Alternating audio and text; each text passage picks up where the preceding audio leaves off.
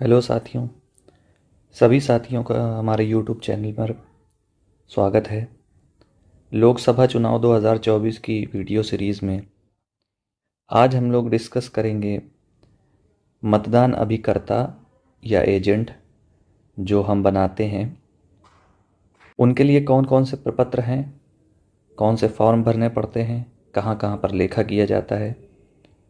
तो आइए शुरू करते हैं। तो सबसे पहले आपके सामने ये एक फॉर्म दिख रहा है जो मतदान अभिकर्ता की नियुक्ति का प्रपत्र है।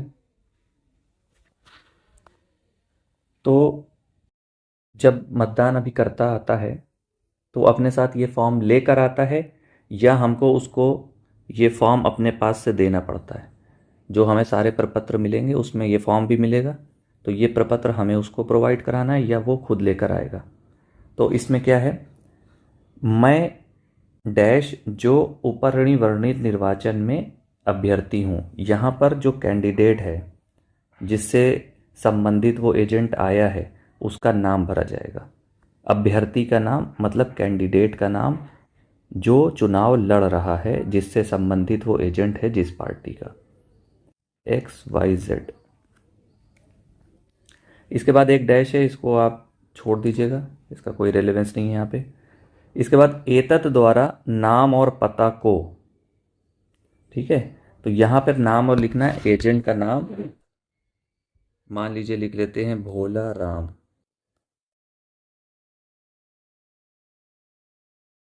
और उसका पता पता लिख देंगे जो भोला राम का पता है।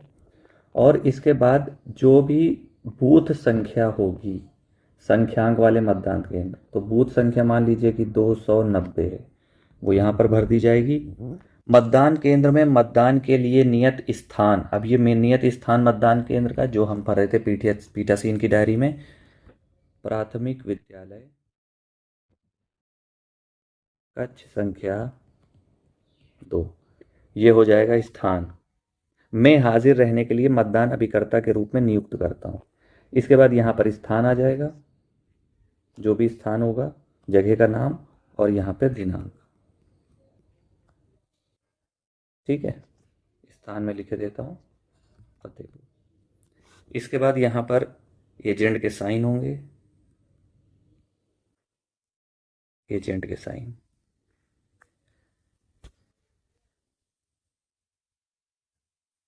यहाँ पर आप देखेंगे लिखा हुआ है अभ्यर्थी ऑब्लिक निर्वाचन अभिकर्ता के हस्ताक्षर। तो अभ्यर्थी या तो कैंडिडेट यहाँ पे साइन करे या निर्वाचन अभिकर्ता। निर्वाचन अभिकर्ता जो भी उस अभ्यर्थी के द्वारा पूरे सारे बूथों के लिए एक अभिकर्ता बनाया जाता है, जो मेन एजेंट होता है उसके साइन, जो ऑथोराइज होता है उसके साइन होंगे, या फिर यहाँ पे कैंडिडेट के साइन होंगे, दोनों में से किसी एक के साइन हो जाएंगे। इसके बाद यहाँ पर नीचे आप देखेंगे, यहाँ पर नीचे भी किसके साइन हो जाएंगे, यहाँ पर जो बूथ का एजेंट होगा मतदान अभिकर्ता उसके साइन हो जाएंगे। क्लियर हो गया भाई। इसके नीचे आ जाएं, यहाँ पर भी मतदान अभिकर्ता के साइन हो जाएंगे। इसके बाद पीठासीन अधिकारी के साइन और दिनांक पड़ जाएगा यहाँ पर। और यहाँ पे लिखा मेरे समक्ष हस्ताक्षरित करी गई, यहाँ पे लिख देंगे घोषणा। घोषणा मेरे सामने हस्ताक्षरित करी गई, और दिनांक एक बार फिर से पड़ जाएगा। तो ये आपका मतदान अभिकर्ता नियुक्ति पे जो प्रपत्र है ये आपका कंप्लीट हो जाएगा। इसके साथ आपको एक काम करना है, जो भी एजेंट है उसकी एक आईडी आप अपने रिकॉर्ड के लिए उसका आधार कार्ड या वोटर आईडी जो भी हो आप लेकर रख लीजिएगा। आगे बढ़ते हैं। इसके बाद लोकसभा निर्वाचन 2024 में जो मतदान अभिकर्ताओं को जो प्रवेश पास दिया जाएगा, जब वो एजेंट आपको फॉर्म भर के दे देंगे, अपनी आईडी दे देंगे, तो उनको एक पास देना है, ताकि जिससे ये प्रूफ रहे कि आपने उन अभिकर्ताओं को नियुक्त कर दिया है पर्टिकुलर पार्टी के लिए, पर्टिकुलर कैंडिडेट के लिए। तो लोकसभा निर्वाचन क्षेत्र की संख्या व नाम, मेरा जो लोकसभा निर्वाचन क्षेत्र है 49 फतेहपुर। इसके बाद मतदान केंद्र की संख्या व नाम, मतदान केंद्र की संख्या हमारी 290, नाम प्राथमिक विद्यालय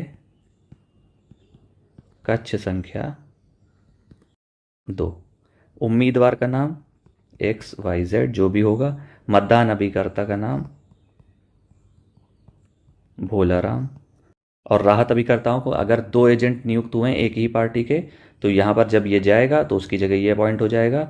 यहाँ पर अगर 2-2 होते हैं तो एक कभी जाता है किसी टाइम के बीच में तो दूसरा अपॉइंट हो जाता है, फिर दूसरा जब जाता है तो वो अपॉइंट हो जाता है, तो यहाँ पर उसका नाम आ जाएगा अगर कोई जाता है।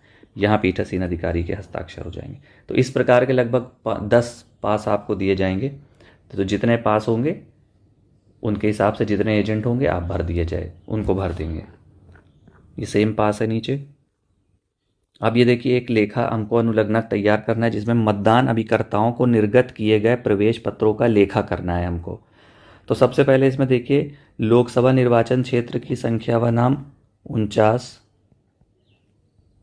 फतेहपुर। विधानसभा निर्वाचन क्षेत्र की संख्या व नाम 240 फतेहपुर।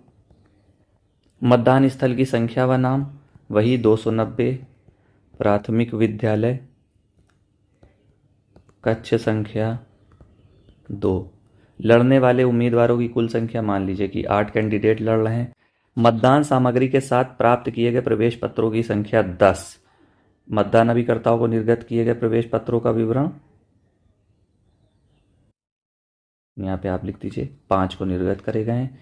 यहाँ पर उन उम्मीदवार के नाम XYZ ABC DEF GHI KLM ये हो गए। क्या प्रवेश पत्र निर्गत किया गया इनको? हाँ, सबको निर्गत किया गया है। और यहाँ पर उनसे रिलेटेड जो भी अभिकर्ता होंगे उनके हस्ताक्षर हो जाएंगे। 10 में से 5 को आपने इशू कर दिया। 5 के बाद बिना निर्गत किए गए 10 में से 5 आपने निर्गत कर दिए, 5 आपके बच गए, इसका आपने लेखा कर दिया। यहाँ पीठासीन के साइन हो गए आपके। क्लियर हो गया? तो 3 प्रपत्र हमने तैयार कर लिए हैं।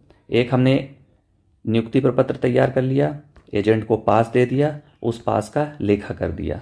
अब एक अगला जो प्रपत्र है वो है मतदान अभिकर्ता की गतिविधि शीट। इस गतिविधि शीट का प्रयोग कहाँ पर आता है? अभी आपको बताया कि जब एक पार्टी के 2 एजेंट नियुक्त होते हैं, जब एक एजेंट जाता है तो दूसरा उसकी जगह पे नियुक्त रहता है। तो इसमें देखिए कॉलम बने हुए हैं कुछ। तो संसदीय विधानसभा क्षेत्र का क्रमांक व नाम, आपकी संसदीय क्षेत्र होगी तो उसका क्रमांक और उसका आप यहाँ पर नाम भर देंगे। विधानसभा खंड का क्रमांक व नाम वो आप भर देंगे।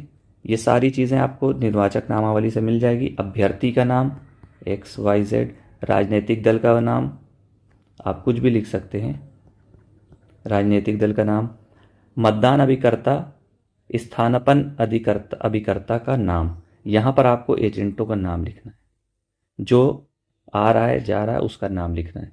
तो प्रवेश का समय वो जब आएगा उस वक्त प्रवेश का समय दिया जाएगा, तो सुबह ही मौजूद होंगे ये लोग, 7 बजे सुबह यहाँ पे साइन हो जाएगा। इसके बाद जब ये गया, मान लीजिए कि ये 11 बजे चला गया सुबह, तो इसका यहाँ पे साइन कर दिया। अब इसी की जगह पे जब दूसरा एजेंट इसी पार्टी का नियुक्त होगा तो क्या होगा?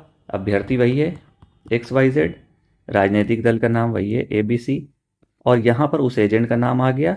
इसके प्रवेश का समय हो गया 11 AM। इसके यहाँ पे साइन हो जाएंगे सेकंड वाले के। और जब ये जाएगा, जब पहला वाला आ जाएगा तब ये जाएगा। तो मान लीजिए कि ये 1 बजे गया, 1 PM, और इसके यहाँ पे साइन। तो इस प्रकार से आपको ये 4 प्रपत्र तैयार करने हैं एजेंट से संबंधित। आशा करते हैं इस वीडियो से आपको बहुत सहायता प्राप्त होगी। धन्यवाद।